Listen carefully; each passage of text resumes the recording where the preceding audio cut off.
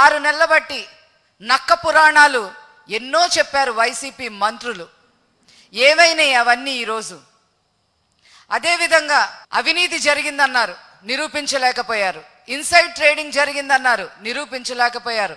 ముంపు ప్రాంతం అన్నారు, నిరూపించలేకపోయారు.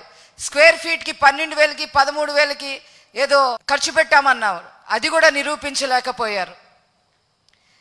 చివరికి ఇప్పుడు ఇది శ్మశానం కింద పోల్చి మాట్లాడుతూ ఉన్నారు బొత్స సత్యనారాయణ గారు. ఖచ్చితంగా ఈరోజు 58 రోజుల్లో 33,000 ఎకరాలు రైతులు ఇస్తే దాన్ని శ్మశానం కింద పోలుస్తారా మీరు? ఈ విషయం మీద బొత్స సత్యనారాయణ గారిని ఇమీడియట్గా సస్పెండ్ చేయాలి. అక్కడ ఆల్రెడీ సచివాలయం, కౌన్సిల్, అసెంబ్లీ, హైకోర్టు ఇవన్నీ కూడా కాన్స్టిట్యూషనల్ బాడీస్ ఇవన్నీ కూడా ఫంక్షనింగ్ జరుగుతూ ఉంది ఆల్రెడీ. అక్కడ నిన్నటికి నిన్న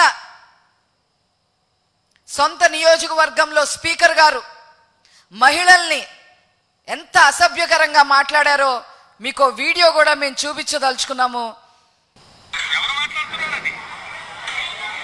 నేను అడుగుతున్నాను, ఇవాళ ద్వంద్వ పౌరసత్వం ఉన్నటువంటి సోనియా గాంధీతో చేతులు కలిపి రాజకీయ లంఘత్వానికి పాల్పడలేదా?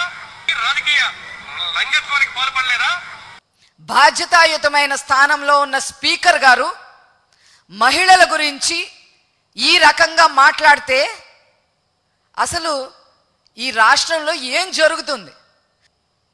స్పీకర్ గారు కూడా ఖచ్చితంగా మహిళా లోకానికి క్షమాపణ చెప్పాలి.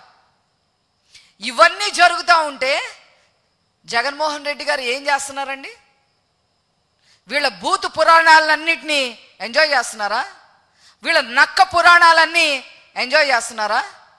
లేదా మీరే మాట్లాడమంటున్నారా?